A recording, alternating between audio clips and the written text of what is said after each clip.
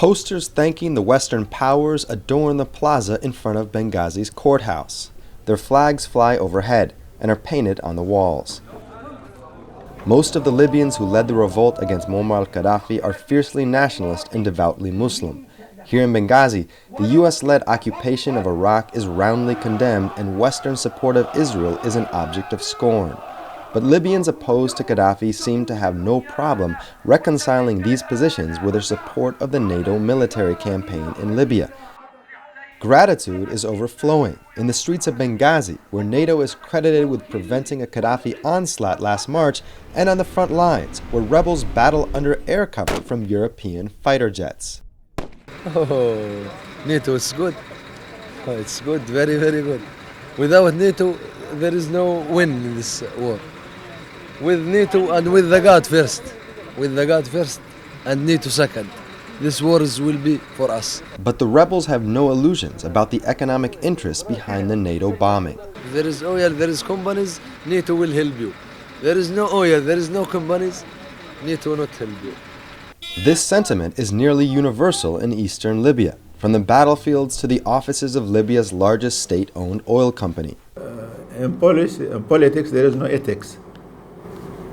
There is we saw many, good speech about human rights and these things, but in reality, the economic interest is priority. Why they don't interfere in Somalia or Syria? Because there is nothing there. Here there is the oil and they have interest. The war decimated Libyan oil production, which fell from 1.6 million barrels a day to zero. But with the rebels now in control of Tripoli and the key oil terminals of Brega and Ras Lanuf, they have wasted no time in trying to revive the industry. In the coming days, Libya is expected to export crude for the first time in months. OPEC estimates the country will be producing 1 million barrels a day in half a year. Libya's future depends on it. Under Gaddafi, the petroleum sector contributed to 95% of export earnings and 80% of government revenue. I think people now, they feel the challenge, and they feel that also by working hard to get back in operation, they are playing a very important role, in this revolution. So it's our revolution, and it's our responsibility, to get back in operation. Even before the oil starts flowing again, rumors are swirling about who will cash in, including allegations of secret deals signed between the rebel leadership and NATO countries. The most egregious example includes a letter published in a French newspaper that allegedly promises 35% of Libya's crude oil to France. An article that came out in, I think, a French newspaper about the 35% promise to France. Can you explain that specifically? That's bullshit. How's that for an answer? This man holds the keys to Libya's oil wealth. 7 months ago, he was a professor of microeconomics at the University of Washington in Seattle, an anti-Gaddafi exile of nearly 40 years. Now, Ali Tarhouni is finance and oil minister for the rebel leadership, known as the National Transitional Council, or the NTC. Tarhouni insists that the NTC will respect contracts with foreign companies agreed to under Gaddafi and will sign no new ones. Not only that we managed to run this economy with very limited resources, but during all of this time, not a single contract has been signed that introduce any liability in the future wealth of Libya.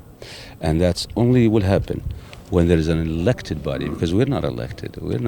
You can question our legitimacy, and rightly so. Then the wealth of Libya, the contract of Libya will be decided and have transparency.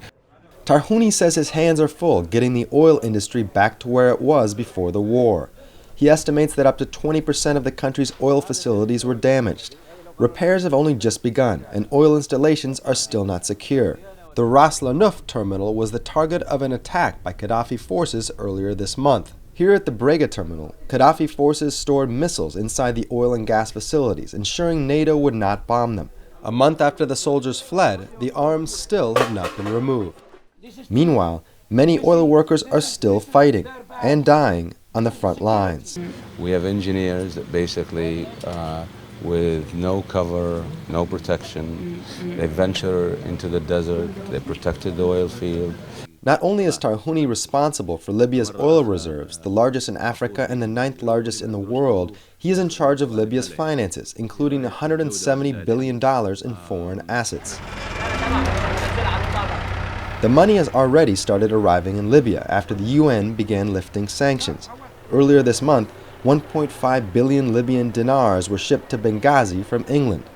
But with questions about the NTC's capacity and authority to spend the money, Tarhouni says he has asked the Western countries holding the funds to keep them frozen for the time being. At its independence 60 years ago, Libya was one of the poorest countries in the world.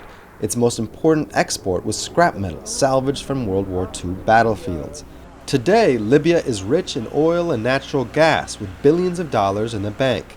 But many Libyans complain that mismanagement and corruption have prevented the country's relatively small population of 6.5 million from seeing the benefits. Working in oil, this is, I think, it's very sad because you know the amount of money the country owns.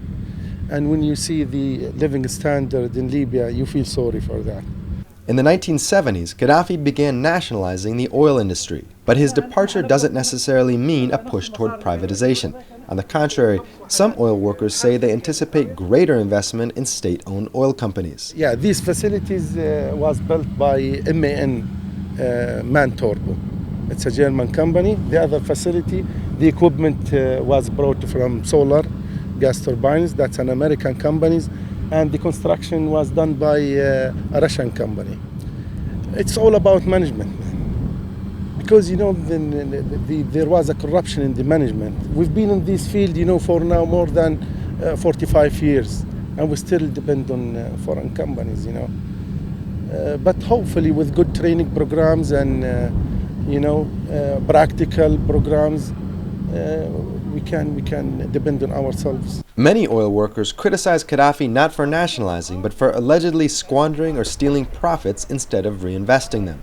To cite one example, a lack of Libyan refineries means that 65% of the gasoline consumed in the country is imported, according to NTC officials.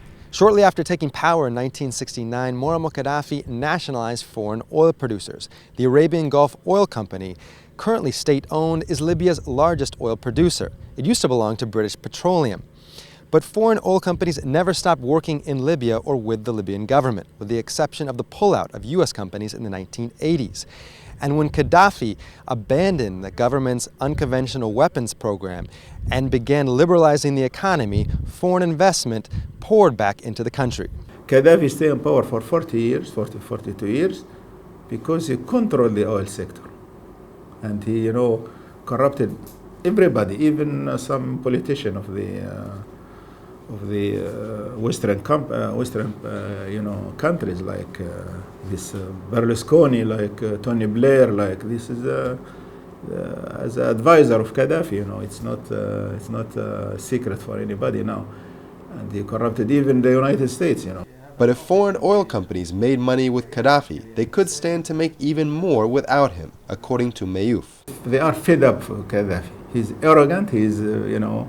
And he stay in power. He think he's God, you know, after 40 years. So I think they are also support this revolution because they want to get out from this Gaddafi. And I'm sure even the new government or new Libya, they will sell the oil to these countries. You know, they will lose nothing. NTC chairman Mustafa Abdel Jalil has indicated that when the time comes to sign deals, the NATO countries will be the first in line. Meanwhile, those countries that back Gaddafi, including Brazil, China, and Russia, could stand to lose. Not a single promise. Not a single promise. Except what Mustafa Abdel Jalil said is, we have a pretty good idea who our friends are. Oil companies previously working in Libya are already moving back. On his visit to the Brega oil terminal, Tarhouni was accompanied by a representative of Wintershall, a subsidiary of German multinational BASF, which produced 100,000 barrels a day in Libya under Gaddafi. They're preparing now to come back to Libya, and then they look forward really for a bright future. Meanwhile, foreign security and construction companies looking for contracts are already occupying the luxury hotels of Benghazi and Tripoli. Tarhouni insists the NTC is not making deals with any of them, especially with foreign mercenaries. We will not hire any security companies. I'm not about to repeat what the Iraqi crap the Iraqi experience is. A lot of these companies are no good companies. But some Libyans have cast doubt on the NTC's bona fides. الشيء هذا خايف ان الرئيس الجديد مثلا يفعل نفس معمر قذافي. ما نقدرش نقول ممكن ليبيا جديدة حتكون كويسة والله ان الرئاسة ما تقبلش تسعى في الفلوس كيف قبل وتمنع الناس من الحرية ومن الإعلام.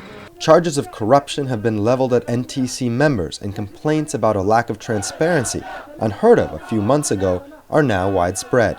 I don't know exactly what is going in Paris in the last meeting. You know, what they signed.